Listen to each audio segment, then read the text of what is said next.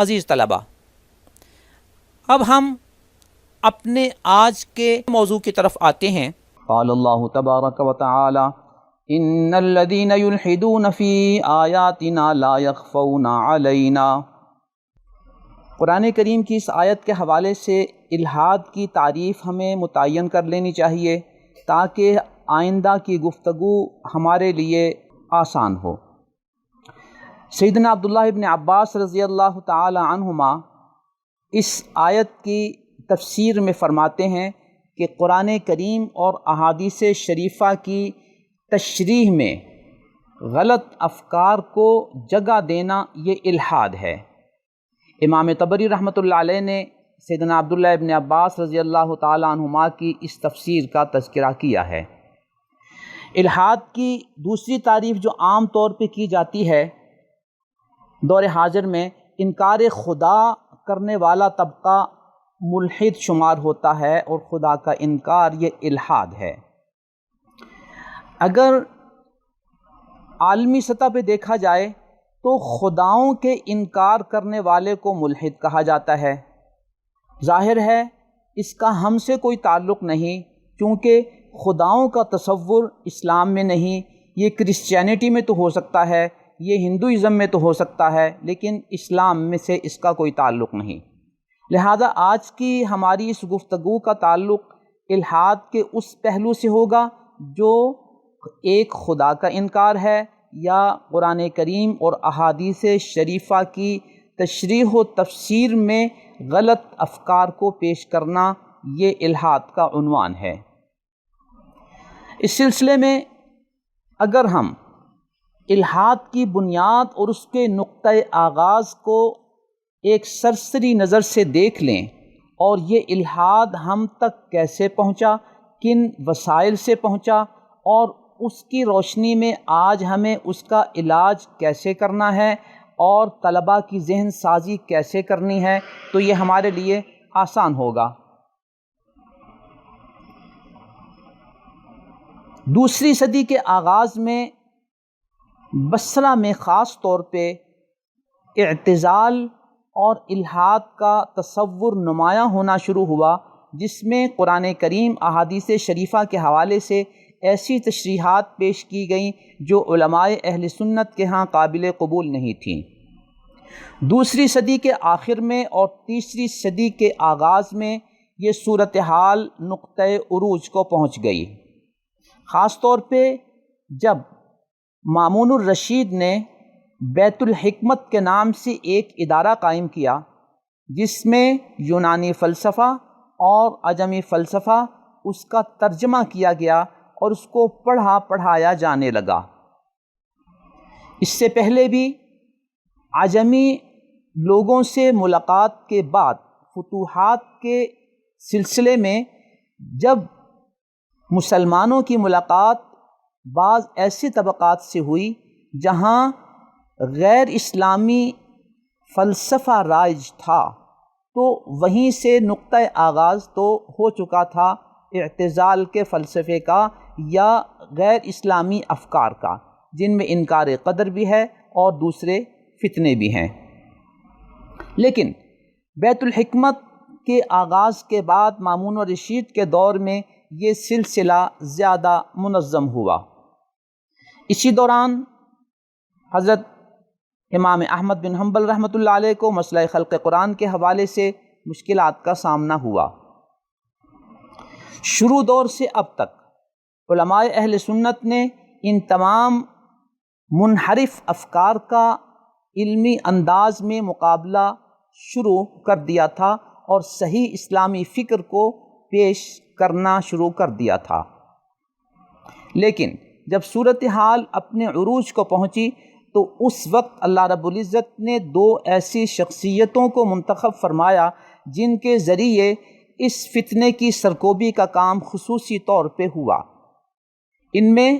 حضرت امام ابو الحسن اشعری رحمۃ اللہ علیہ، جن کی وفات سن 324 ہجری میں ہوئی، اور یہ عرب خطے میں تھے، جبکہ بلاد ماوراء النہر عجمی خطے میں امام ابو منصور ماتوریدی رحمۃ اللہ علیہ، جن کی وفات سن 33 ہجری میں ہوئی اور سمرقند کے علاقے میں ہوئی۔ ان دو حضرات نے خاص طور پہ ان فتنوں کی سرکوبی کے لیے اور منحرف افکار کے خلاف علمی کام کرنے کے لیے اور صحیح فکر کو مسلمانوں کے سامنے پیش کرنے کے لیے اہم کردار ادا کیا۔ یہی وجہ ہے کہ عرب دنیا میں امام ابو الحسن اشعری رحمۃ اللہ علیہ کا علمی کام زیادہ متعارف ہوا اور اشاعرہ اس خطے میں زیادہ موجود ہیں، جبکہ امام ابو منصور ماتریدی رحمۃ اللہ علیہ کا زیادہ علمی کام عجمی علاقے میں متعارف ہوا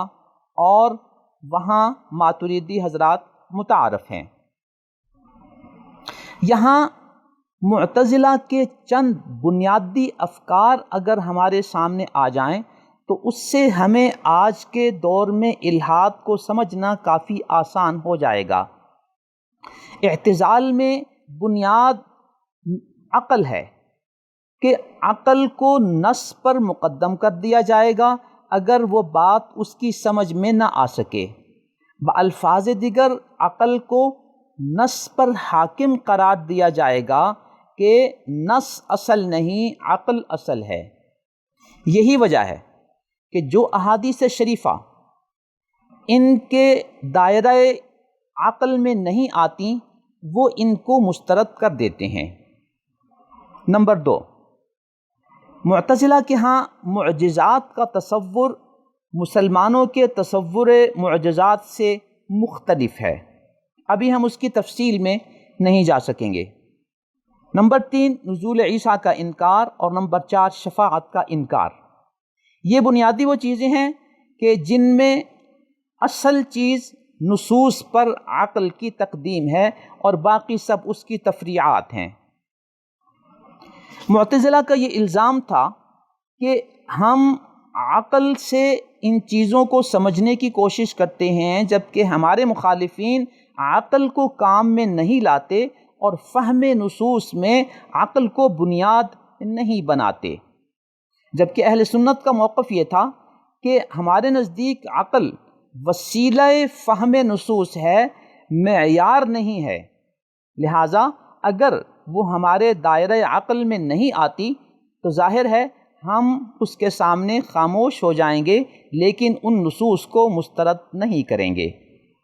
معتزلہ کے اسی الزام کو پیش نظر رکھتے ہوئے علماء اشاعرہ و ماتریدیہ نے اسی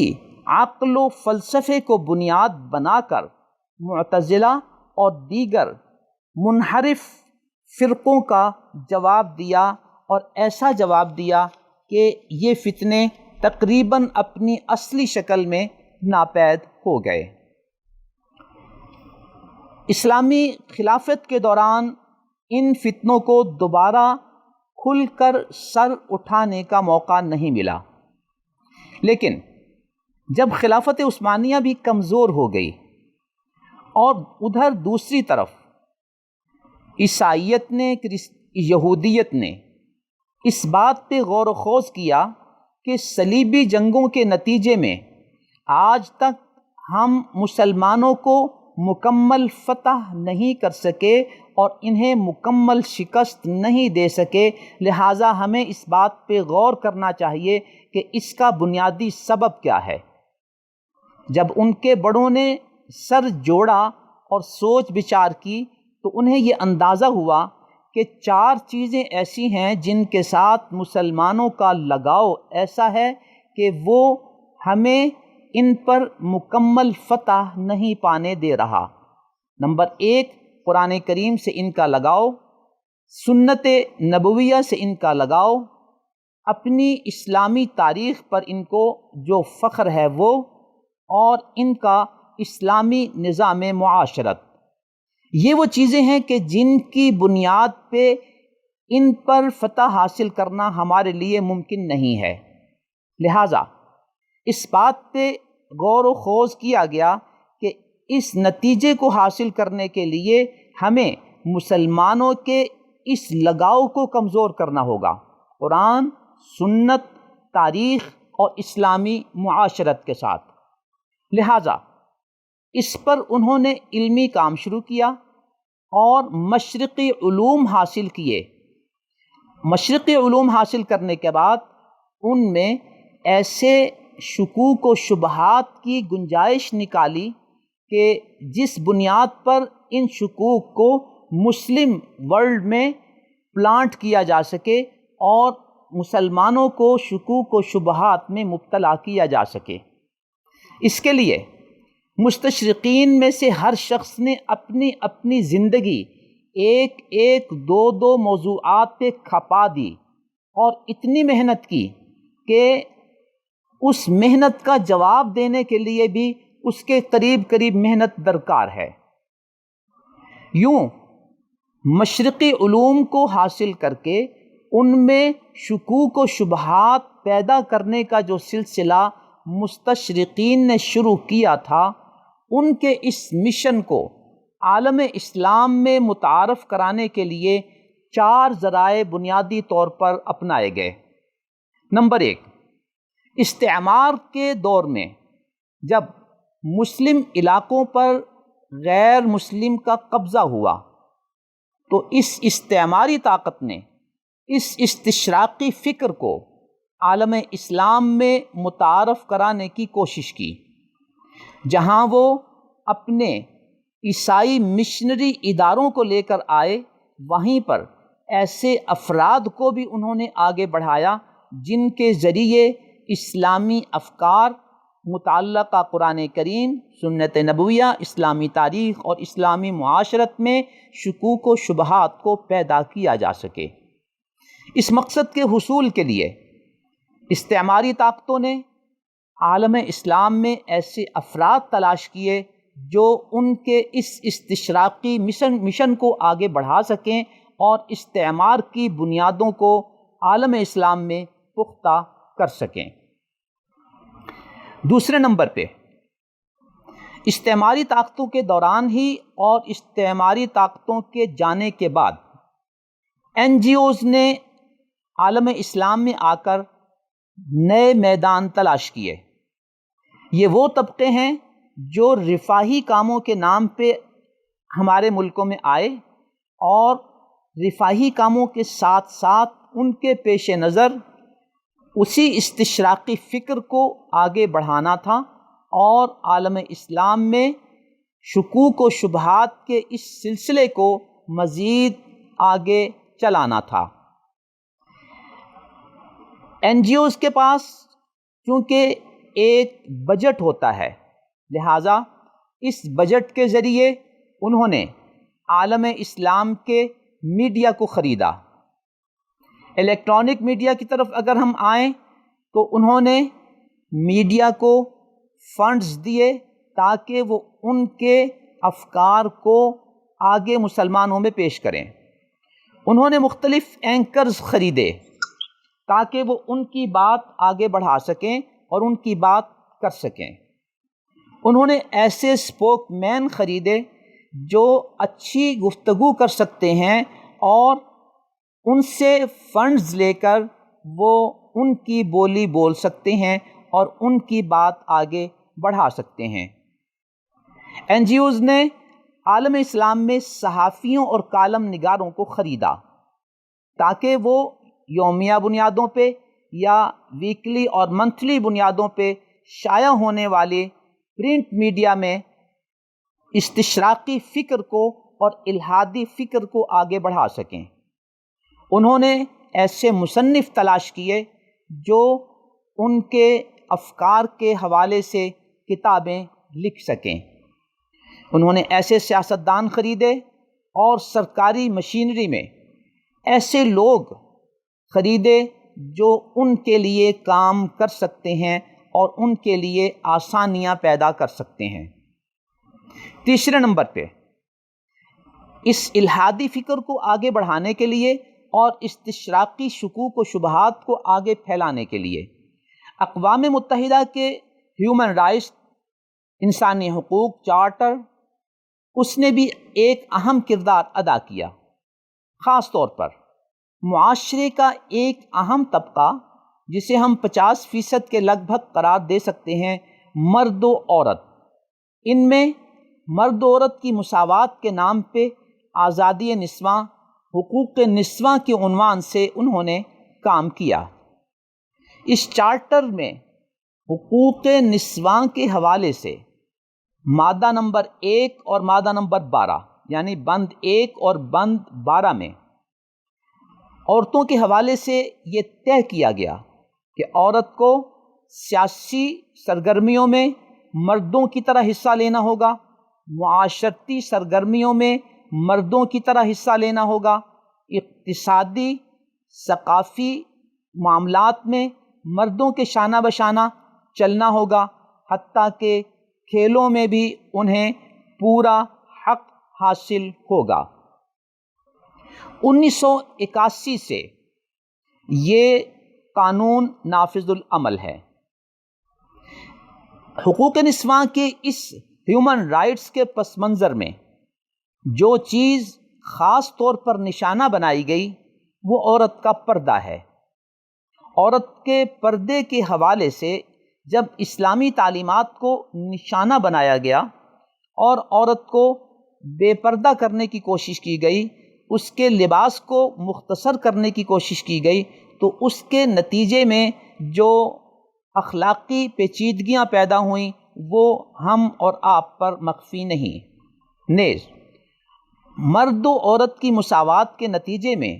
عورت کو جن شعبہ جات میں کام کرنے کے لیے بلایا گیا،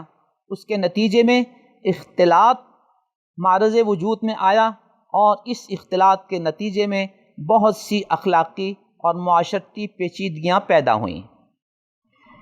حقوق نسواں کے حوالے سے تعدد زوجات کو بنیاد بنا کر اس حوالے سے مختلف ممالک میں قانون سازیاں کروائی گئیں اور اس سلسلے کو پیچیدہ بنانے کی کوشش کی گئی۔ چوتھے نمبر پہ اسلامی ممالک کے طلباء کی بیرون ممالک اور خاص طور پہ غیر مسلم ممالک میں تعلیم نے بھی اس الحادی فکر کو آگے بڑھانے میں جلتی پر تیل کا کام کیا۔ یہ طلباء جب ان ممالک میں جاتے ہیں تو ایک منصوبے کے تحت ان میں ایسے افراد تلاش کیے جاتے ہیں جو ان کے لیے کام کر سکیں۔ یوں بیرون ملک تعلیم کے حوالے سے یا اعلیٰ تعلیم کے حوالے سے ہم 100% اس پہ قدغن نہیں لگا سکتے، لیکن جو بات ہم کرنا چاہتے ہیں وہ صرف اتنی ہے کہ ہمارے ان نونہالوں میں، ہمارے ان طلباء میں سے ایسے افراد تلاش کیے گئے جو واپس ہمارے ممالک میں آ کر مختلف شعبہ جات میں، وہ صحافت ہو، وہ میڈیکل کی لائن ہو، وہ انجینئرنگ کی لائن ہو، وہ اور کوئی شعبہ ہو، اس میں بیرون ملک ایجنڈے پر کام کر سکیں۔ اور وہ ایجنڈا ظاہر ہے اس میں الحادی فکر ایک بنیادی حیثیت رکھتا ہے۔